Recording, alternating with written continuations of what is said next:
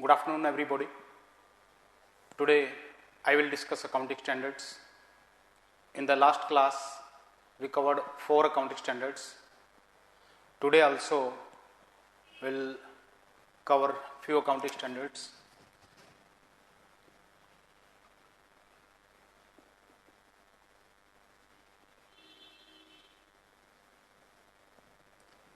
First we will cover fixed assets, and second we will cover depreciation. If time will permit, we will cover other accounting standards also. In your syllabus,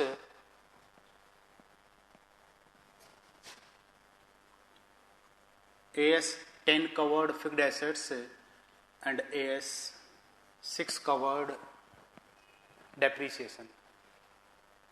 But now these accounting standards are replaced by Ind AS. Though still today UPSC syllabus is accounting standards, but if we see the way UPSC is asking questions, that is as per Indian accounting standards. So to become on the safer side, we will cover Ind AS accounting rather than AS accounting of fixed assets. Let us first take accounting for fixed assets.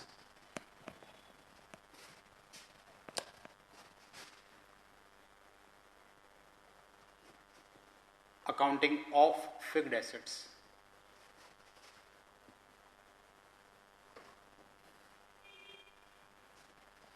Accounting of fixed assets is now covered by Ind AS 10. As per Ind AS, 16. As per Ind AS 16, the name fixed assets is replaced by plant, property and equipments. So even if you are asked accounting for fixed assets, you can write as per Ind AS 16, fixed assets are taken as plant, property and equipments, in short known as PPE. So as per Ind AS 16, accounting for plant, property and equipment is as follows. If you are asked a question on accounting for plant, property and equipment, you can start with the materiality. If you see materiality in accounting, plant, property and equipment, they generally constitute major part of the total investment. So these are the most material items.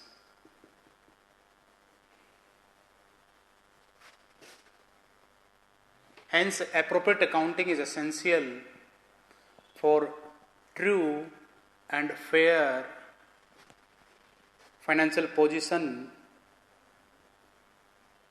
and profitability.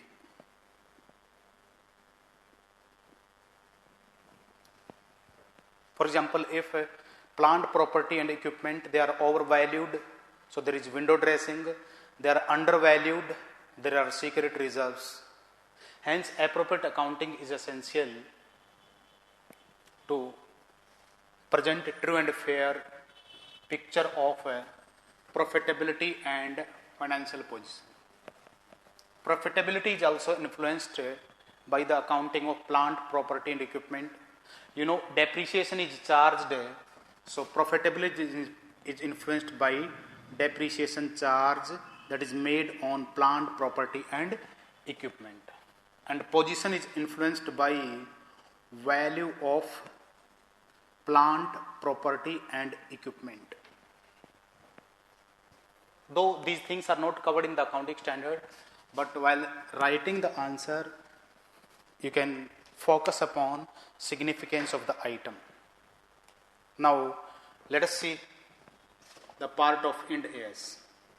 As per Ind AS 16, plant, property and equipment is a tangible asset.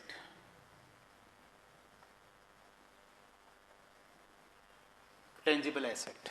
You know, in the previous class we discussed intangible assets. We discussed 5 kinds of intangible assets like customer related, market related, technology related. As per this accounting and ASA, plant, property and equipment are tangible assets held for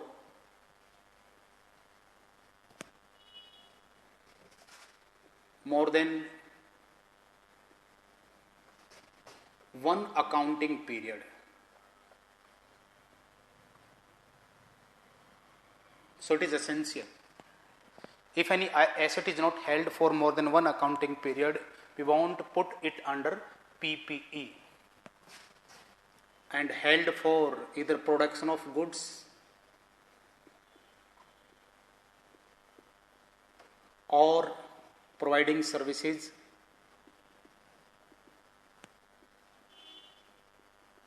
or administrative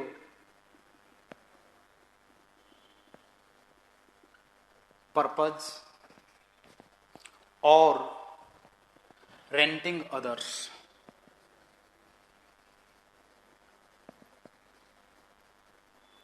Renting others. So these are known as fixed assets.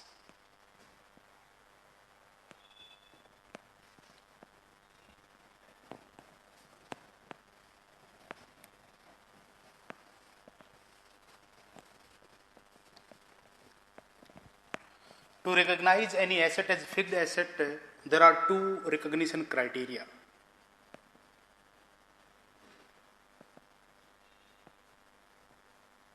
Means every expense cannot be recognized as fixed asset. Any expense or any cost should be recognized as PPE only if these 2 recognition criteria are met. First is future benefit.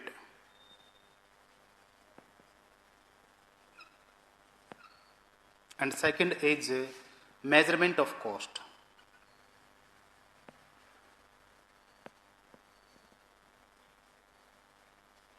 Means any expenditure that will provide benefit in future can be recorded as plant, property and equipment, and management must be able to measure cost thereof.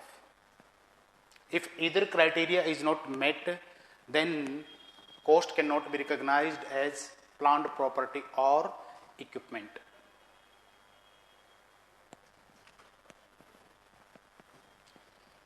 So far as recognition is concerned,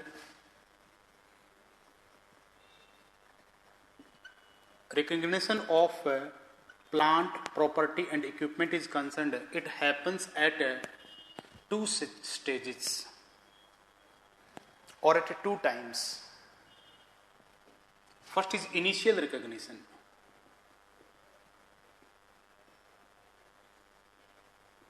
First is initial recognition and second is subsequent recognition.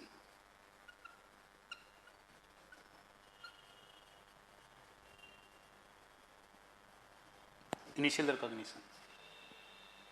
So far as initial recognition is concerned, here there is recognition of cost.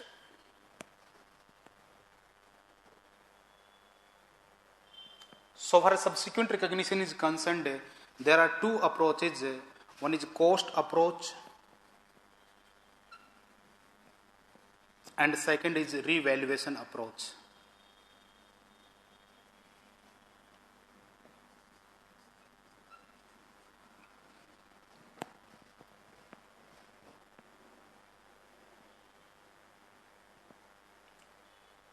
Initial recognition. With regard to initial recognition, should be made at cost. Here 3-4 items are important. First, what cost should be recorded?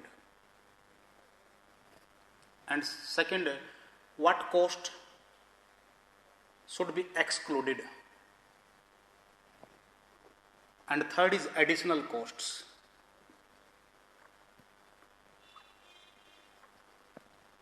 These are very important. Particularly, first 2 are very important. In your accounts book, you must see what costs are to be included and what costs are to be excluded. These are given at appropriate places. Page number 89, there are 6 costs that are to be included, and there are 8 costs that are to be excluded, and there are 3 costs that are additional. So you must remember that is most important part.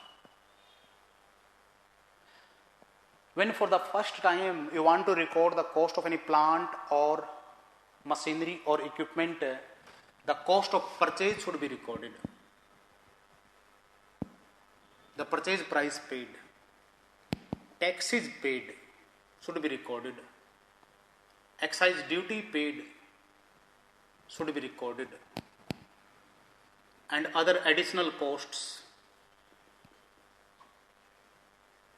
should be recorded. Additional costs to bring the fixed asset to present condition and location.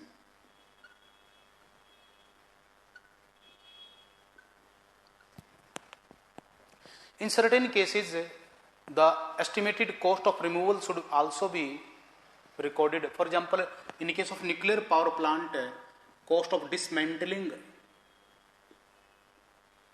and removal should also be recorded in the expense. In case of nuclear power plant, when age of the plant will be over, then you will have to remove the plant, so you will have to incur costs. So these are the costs that should be included. One more cost, interest during construction period. That is also part of the cost. And you must remember what costs are included, what costs are excluded. A list is given.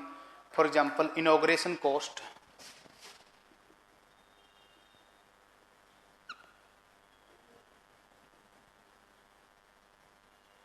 for example, interest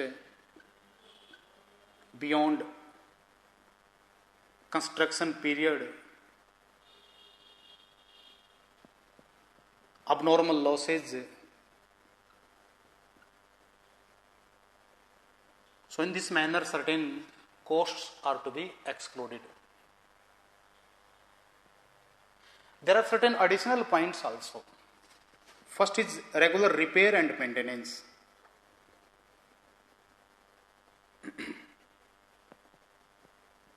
That will not be recorded in the cost of plant, property and equipment, that will be charged to the statement of P&L.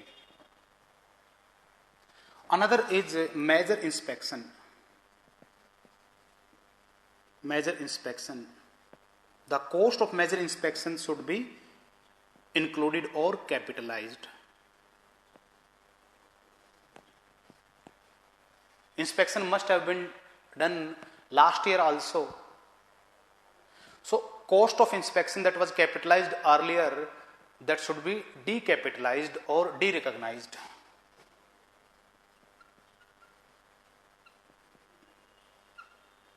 Derecognize old one. Derecognize old one. Means current cost of inspection should be capitalized and previous cost of inspection should be derecognized.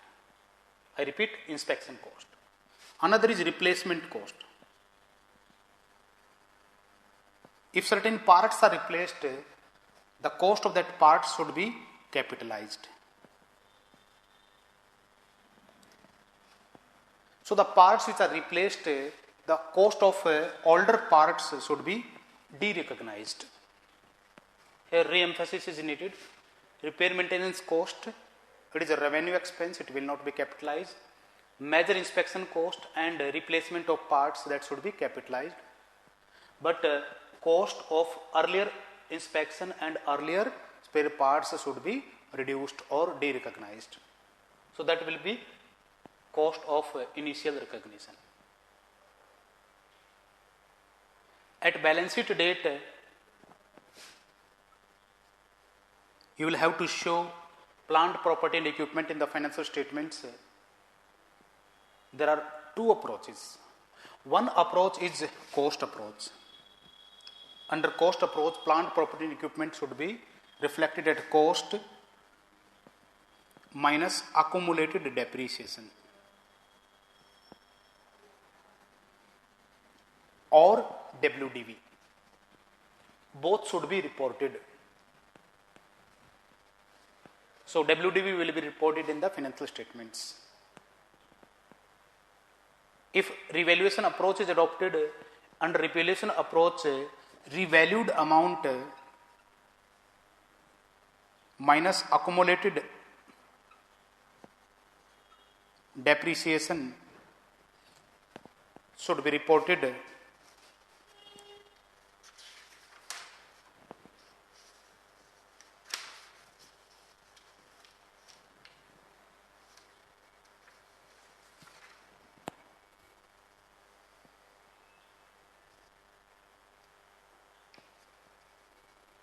right. So this is recognition of plant, property and equipment.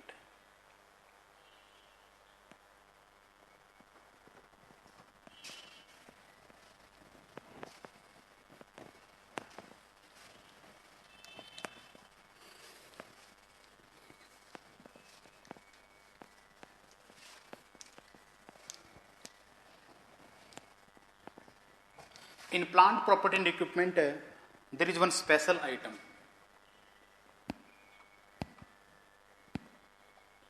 Special focus. Special focus is with regard to cost.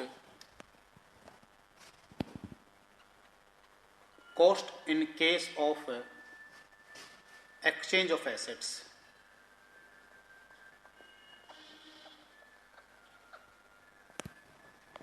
For example, if a company gave asset and received another asset, in that case what will be the cost? In case of exchange of asset, there are two costs. One is fair value of asset given. Fair value of the asset given should be taken as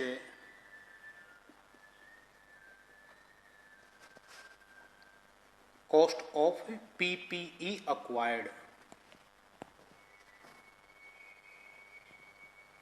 But every time fair value of the asset may not be known, in that case carrying amount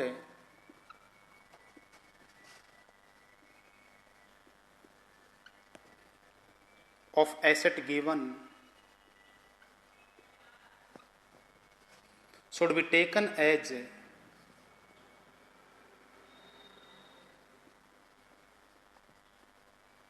cost of plant, property and equipment. See, if fair value of the asset cannot be ascertained, in that case fair value of PPE acquired can be taken as cost. So this is the point of focus.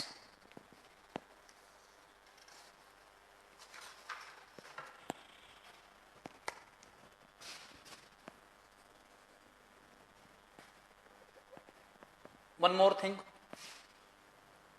PPE acquired in installments.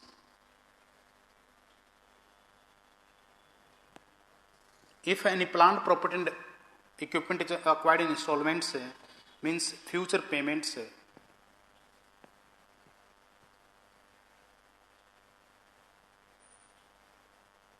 then it should be recorded at a present value of all future payments. Present value of all future payments. You can say discounted value of future payments. So this is about accounting for plant, property and equipment.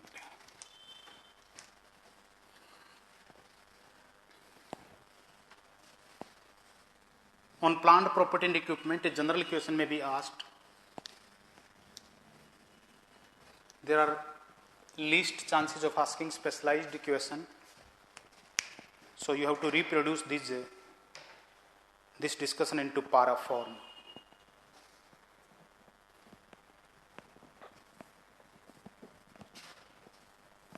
In the same Ind AS, there is accounting for depreciation.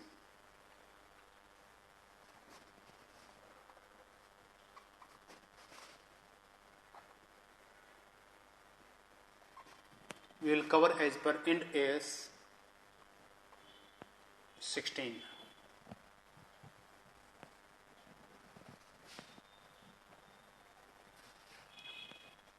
Again, if a question is asked on accounting for depreciation, you should link depreciation with truthfulness and fairness. So, depreciation is a material item.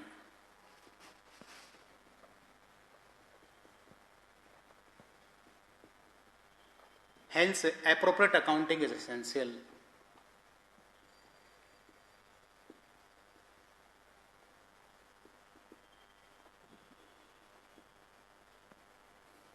To determine and present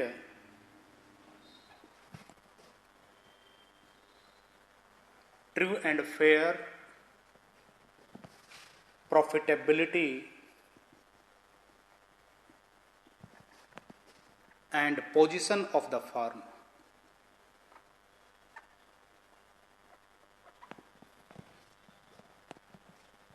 If we charge more depreciation, if we charge excessive depreciation,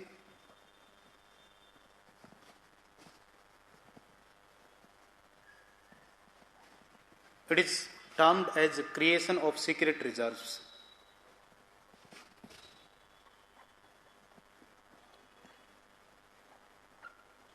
Means under representation of financial position means under reporting of both profitability and financial position. If you charge more depreciation, if you charge lesser depreciation,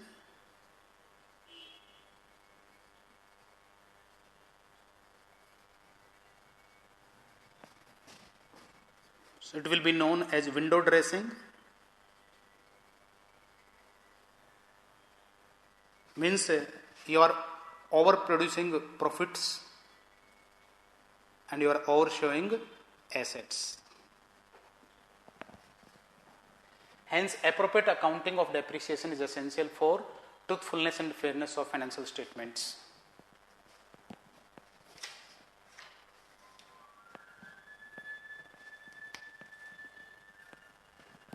If you are asked a short note on accounting for depreciation, you can start your answer with the meaning of depreciation.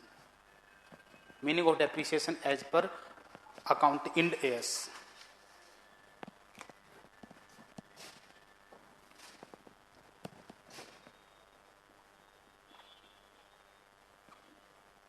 Depreciation.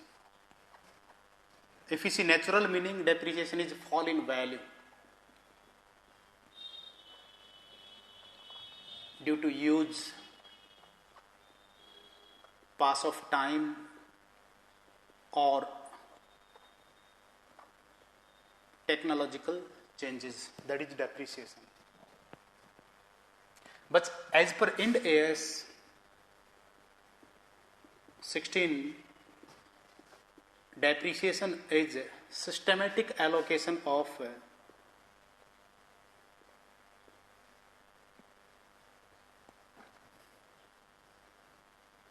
cost of asset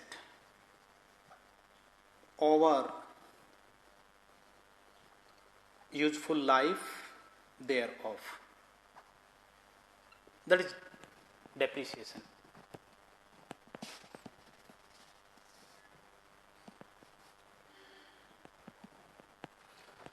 So far the depreciation is concerned,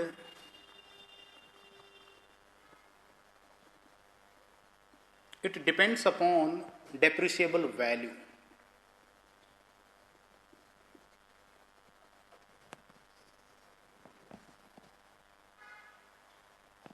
And this depreciable value depends upon cost of the asset,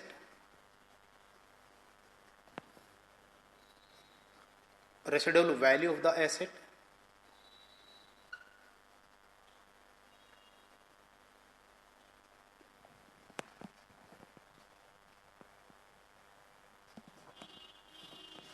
amount of annual depreciation depends upon not only depreciable value, useful life of the asset.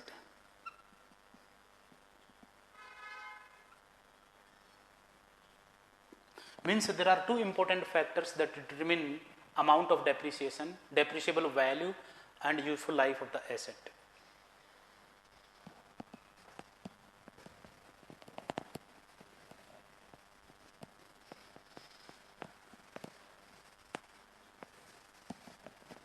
Again,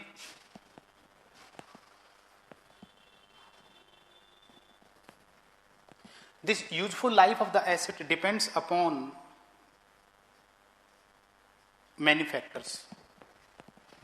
One is usage, wear and tear.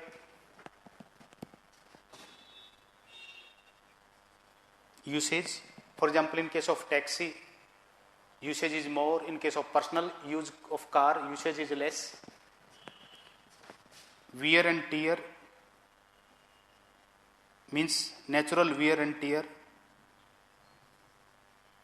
Technological obsolescence. For example, computers are having 3 years technical life. And another is legal limits. Legal limits such as depreciation provided under Companies Act Schedule 2. Schedule 2 also talks about useful life of the assets, and accordingly rates of depreciation are prescribed. In case of legal provisions like Schedule 2, they must be complied with.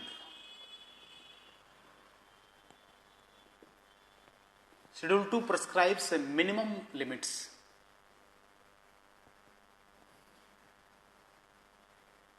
So that must be complied with.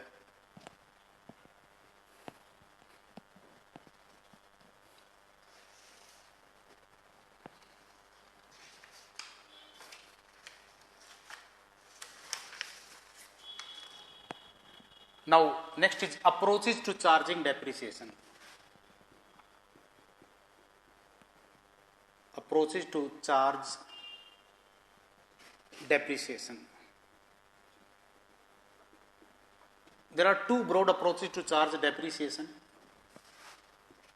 One is individual asset approach or component accounting approach.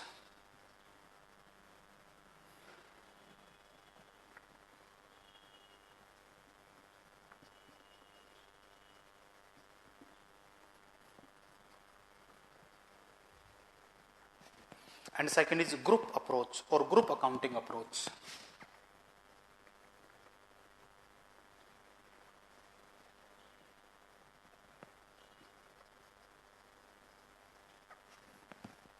Component accounting approach should be followed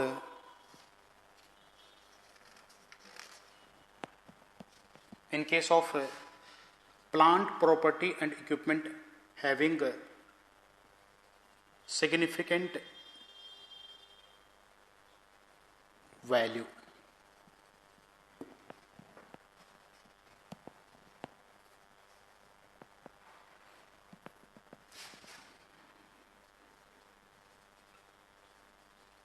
Differences in use and lives.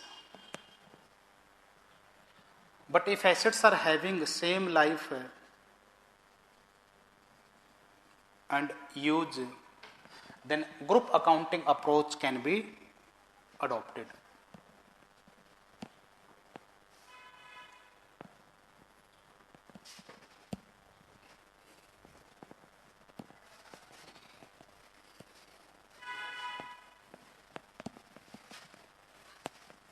Now, last but important point, method of depreciation.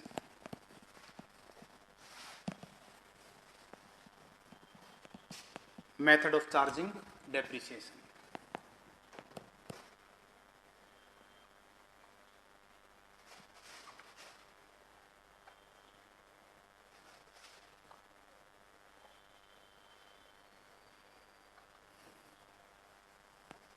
As per Ind AS 16, basically there are three methods of charging depreciation. First is straight line method. Second is WDV method. And third is units of production method.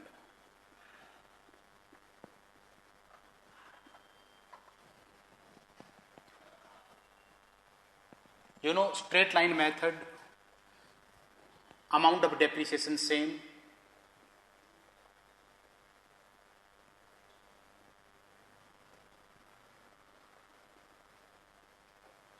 Every year. In WDV, there will be more depreciation in initial years and lesser depreciation in later years. And units of production method, as per production, depreciation will be charged. Management should adopt any of these methods in such a manner that they reflect kind of use or pattern of consumption of plant, property and equipment.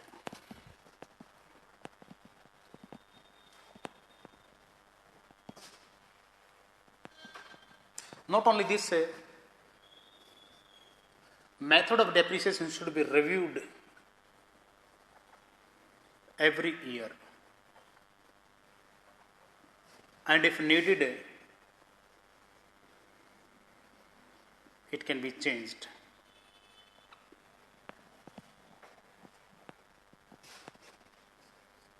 This change is known as change in accounting estimate.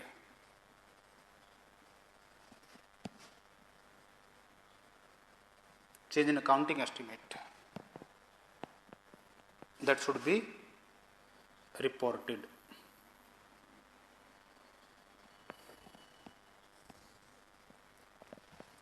So this is accounting for depreciation.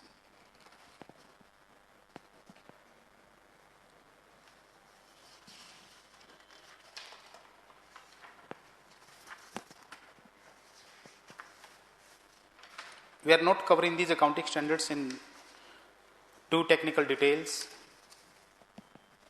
We are covering briefly only. Simple reason, UPSC is asking general questions. Those having time can see the notes we have given, notes in detail also, we have given charts also. So you can see those notes and charts in detail. But for short note purpose, compulsory short note purpose, this is required. If you hold these facts in your mind and write these, you can expect a decent score.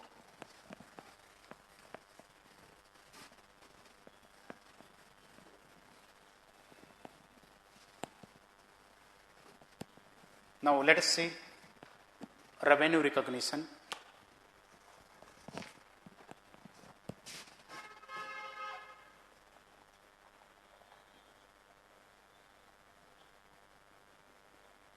On revenue recognition, earlier there was accounting standard 9, now it has doubled, just for memory purpose, Ind AS 18.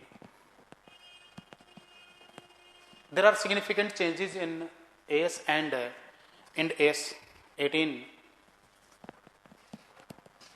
Again, revenue recognition directly concerned with and affects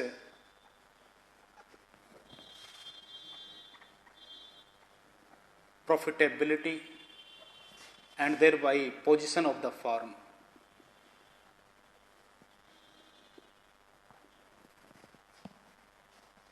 So this is most important accounting standard. When window dressing happens, it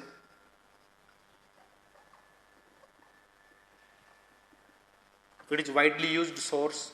When secret reserves are created, this is also used. For example, if at Satyam Computers, fake sales was recorded. Sales was not happening really, but it was recorded to show better operating performance. So it was able to maintain its presence in the market. If companies do not record full revenue, for example, real estate companies, they receive part amount in cash and part they record in books. So secret reserves are created. Though these things are not covered in accounting standard. So appropriate accounting is essential. As per Ind AS 18, there are three sources of revenue. First is sales. Second is services. And third is use of resources by others. You lend your resources, others use.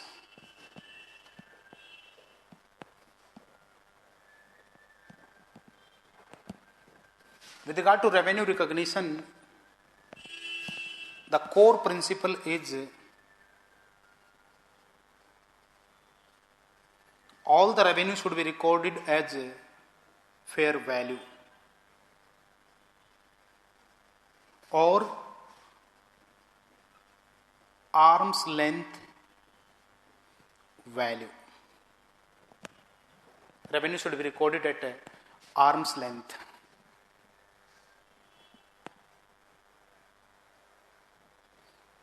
Let us see recording of revenue in case of sales. How to recognize revenue? Recording or recognizing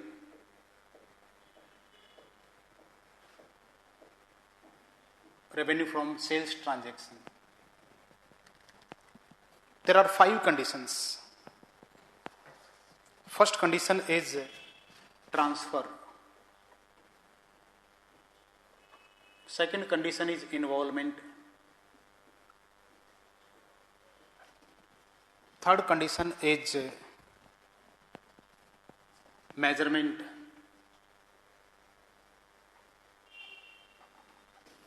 Fourth condition is benefit.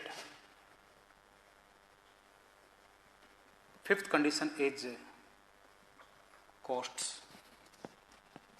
Means revenue should be recognized only in case ownership of the goods has been transferred from seller to the buyer. If ownership is not transferred, revenue cannot be recognized. Second is involvement or control. Means control over the asset is also transferred. Control over the item is also transferred. If seller maintains control over the asset or involvement in the goods, then we won't record it as revenue. Next is revenue can be measured. If you can't determine the price at which sales has happened, so it won't be recognized. Another is there will be benefit to the enterprise. means money will be recovered. You can say flow of resources, flow of money. If sale has happened and the money will be paid to any other person, it won't be recognized as revenue. Benefit doesn't mean profit. You sold goods of rupee 1 lakh, so 1 lakh should come to the enterprise rather than any other enterprise. For example, a company's money transferred to subsidiary company, sales amount will be transferred to subsidiary company, so revenue will not be recognized. And last, related cost can be measured. Cost measurement.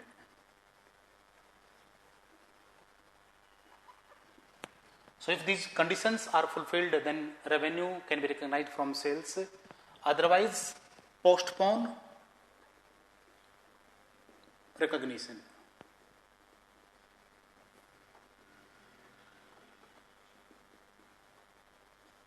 Of revenue.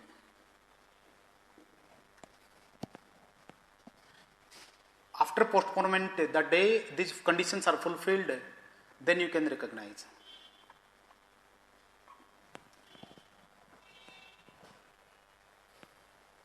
That is in case of sales. In case of service, revenue can be recognized in two conditions. First is outcomes can be measured. Second, outcomes cannot be measured.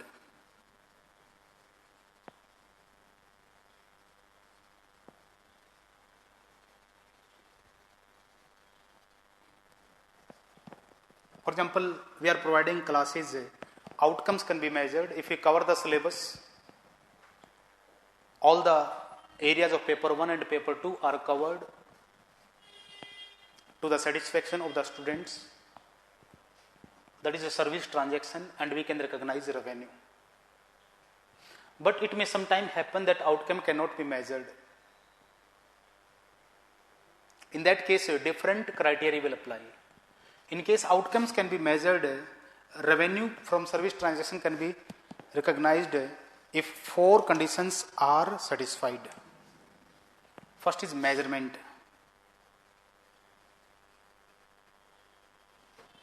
Second is benefit.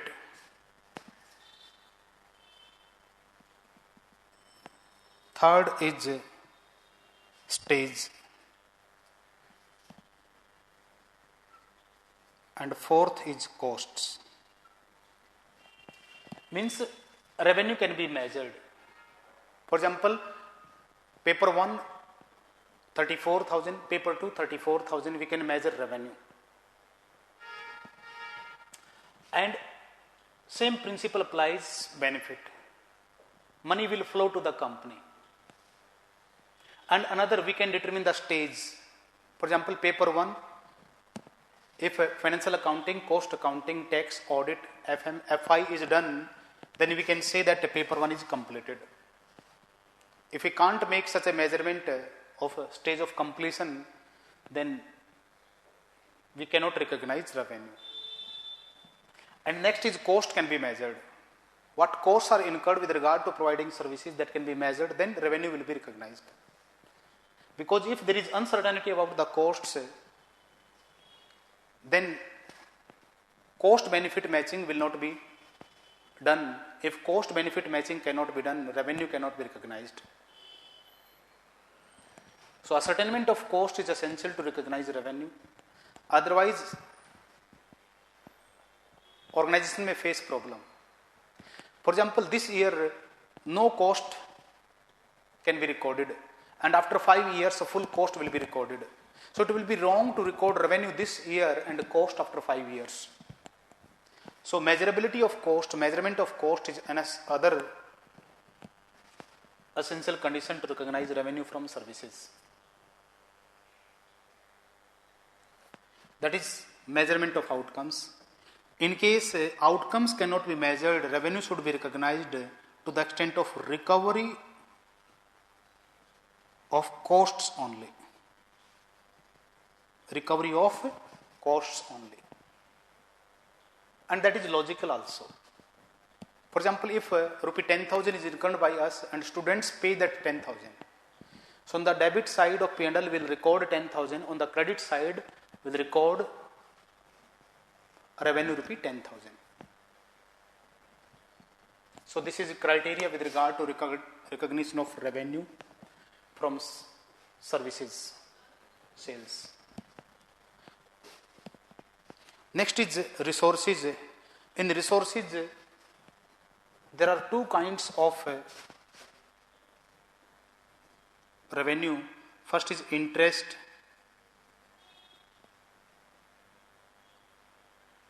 Second is royalty. So far as interest and royalty are concerned, revenue recognition criteria is very clear.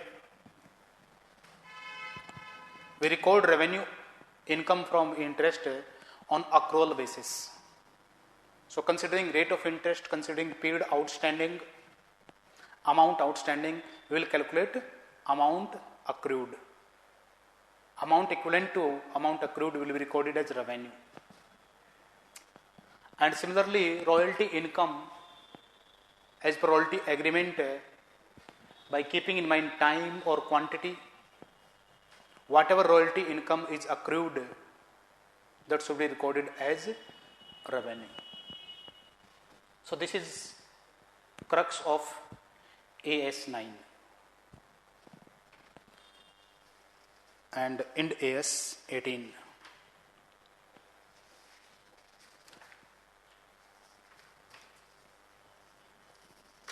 We will also cover one more accounting standard.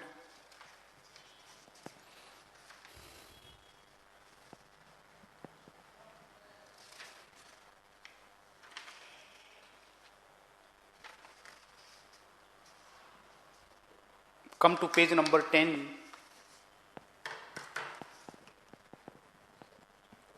Accounting for effect of changes in foreign exchange rates.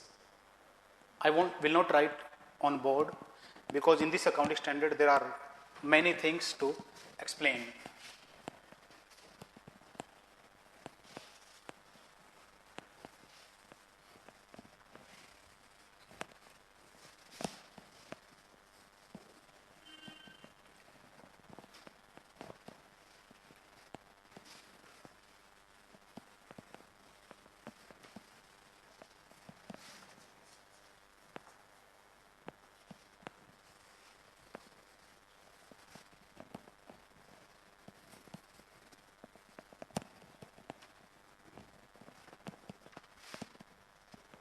So far as accounting for foreign exchange transaction is concerned, we will come across various terms. So let us first briefly discuss those terms.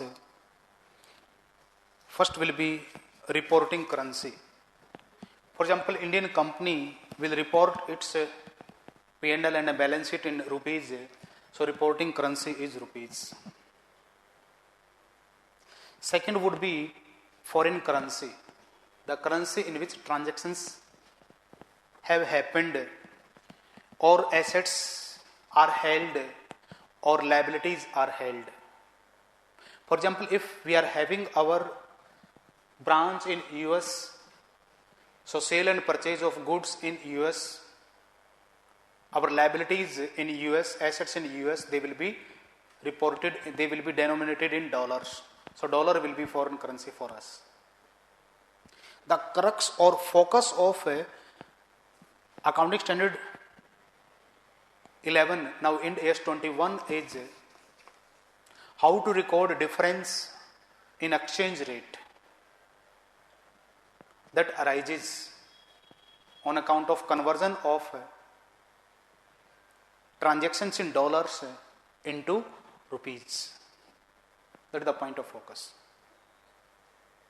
For this purpose, two more definitions are important. One is monetary item, second is non-monetary item. Monetary items are those that do not require valuation. Item itself is the value, or whatever is written in the books is the value. For example, bank balance. If you are having $1,000 in any bank in US, so dollars will not be valued again. So it is a monetary item. Our debtors in US, our creditors, our borrowers, lenders, whatever amount is written in the ledger will have to pay or will receive it. So these are monetary items. Others are non-monetary items like inventory. At balance sheet date, we will have to conduct valuation of inventory, fixed assets, investments. They require valuation on the balance sheet date. They are known as non-monetary items. Means their book value and true value differ. So these are the basic definitions. Though the accounting standard is lengthy, many technical terms are there, but we will focus important terms only. First is initial recording of transactions. Let us see accounting. Accounting of foreign exchange transactions happens at two stages. First, initial recording, and second, recording at balance sheet date. Initial recording means recording at the time transaction happened. For example, we sold goods. So at what amount bank account debit to sales account should be recorded, or customer account debit to sales account should be recorded. As per Ind AS 21, initial recording of the transaction should be done at spot rate. Means at this point of time we should identify what is the dollar rate, 73 rupee.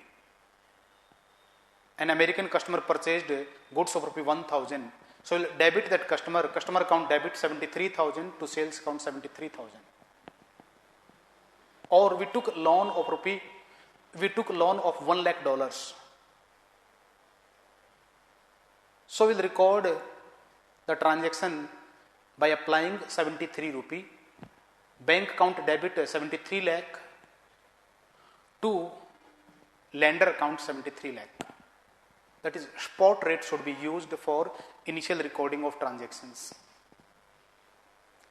But over the days, this spot rate varies, particularly in case of transactions on credit. So instead of taking minute by minute separate rate, we can take average of 15 days. So for initial recording of both monetary and non-monetary transactions, instead of spot rate, average rate may be taken. Spot rate may be 73 rupee 5 paise, so we can take an average rate 73 rupee. When actual realization would happen, increment or decrement in value would be adjusted. So that is initial recording of transactions. It will be done at spot rate or average rate. Once it is done at balance sheet date, we will have to record balance sheet items, that is items of assets, liabilities, incomes and expenses. We will have to convert our American transactions into Indian rupees. Here accounting will depend upon, or translation will depend upon, type of transactions. So far as monetary transactions are concerned, transactions related to business activities, sale, purchase, expenses, party balances, it should be translated at a closing rate or dollar rate on 31st March if our foreign currency is dollar.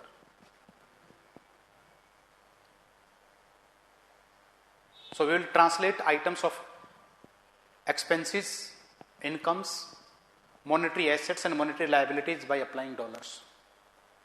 On account of such a translation difference, foreign currency difference will arise. That foreign currency difference will be charged from the profit and loss account. So, that is about monetary transactions. And thereafter, translation of non-monetary transactions. We will have to segregate non-monetary transactions into two parts. One is those assets which are reported at historical cost. For example, fixed assets. Fixed assets were purchased 3 years back. The rate of dollar was 65 rupee. And we don't want to record fixed assets at current value. We want to record at historical value. So, we should translate fixed assets by taking the rate when fixed assets were purchased or last valuation was done, that is 65 rupee. Naturally, in this case, no foreign currency translation difference would arise. Now, second is those non-monetary items whose value is determined at the balance sheet date. For example, inventory. Inventory is valued at 31st March or may be valued on 30th March or 25th March. So, dollar rate prevailing on the date of valuation 25th March or 30th March will be used for translation. On account of such a translation, whatever difference arises, that will be charged to or credited to profit and loss account. We use the word profit and loss account as a matter of convention. We should use statement of profit and loss. So, this is accounting of changes in exchange rates.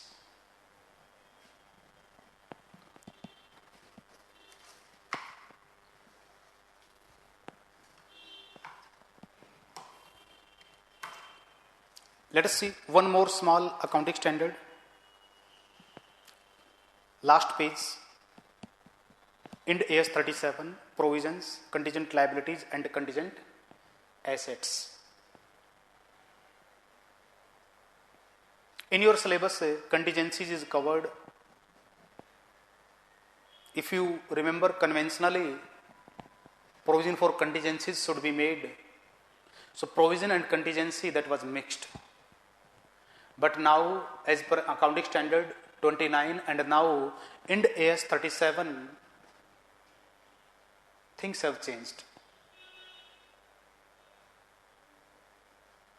Provision should be made for provision only. Means the things of provision should be recorded in profit and loss account and thereby they will come in balance sheet. What is a provision? So, provision is an obligation of the firm today. You see page number 11. What is provision? There are 3 conditions to recognize any provision. First, an entity has present obligation as a result of past event.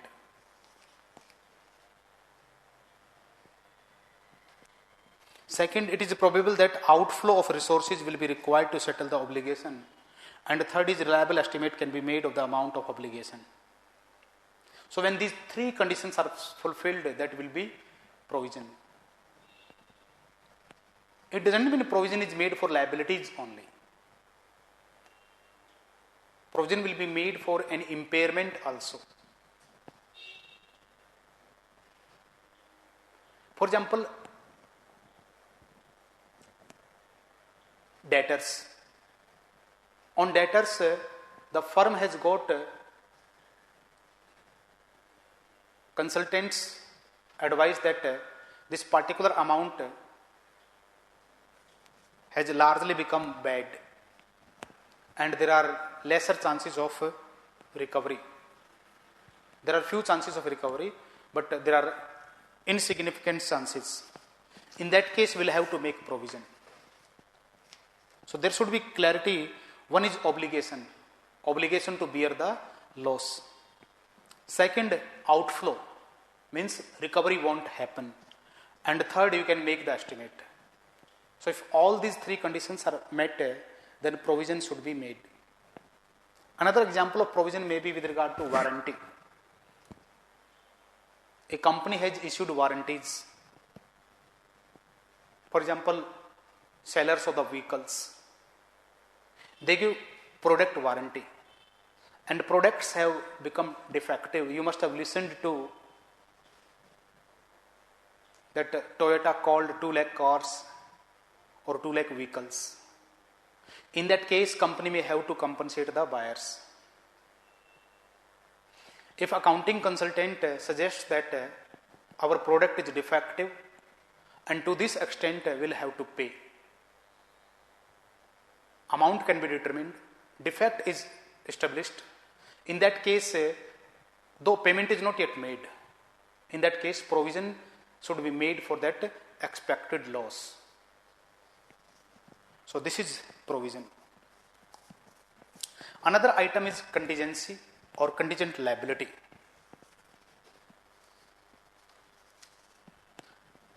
Contingent liability,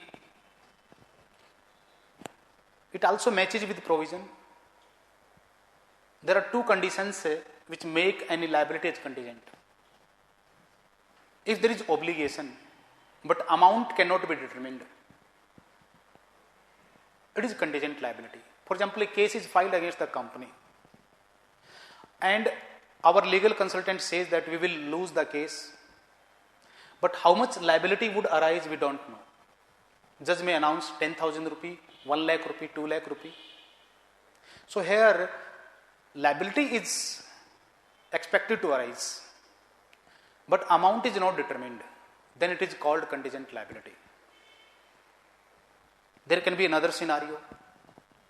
Our legal advisor says that there may be loss of rupee 10,000, or we may have to compensate our customer by rupee 10,000. But there are 50-50 chances. Means in that case, amount is determined, but obligation is not there. Obligation lies in future event. That is also contingent liability. Since both the conditions are not fulfilled, only one condition is fulfilled, either certainty of the obligation or amount, so it is a contingent liability. No provision is required for contingent liability. It should be just reported in the financial statements. The nature of the contingency, expected liability, and sufficient details should be given. And the last is contingent asset. Just like contingent liability, there may be contingent asset. Company has filed a case against another party, and there are chances to win. As per Ind AS and as per existing accounting standards and as per accounting conventions also, we should provide for expected losses but not expected gains unless they become realized or certain to realize. So as per Ind AS 37, contingent assets should not be recorded. If there is possibility of gain to the enterprise, in that case, just like contingent liability, a note can be given that company has filed a case against this party. These are the facts, and there may be gain to the company. So that is accounting for contingent assets. It is a small accounting standard. So this is for today. In one more class, we will discuss in detail earning per share. I will take that class on 20th November.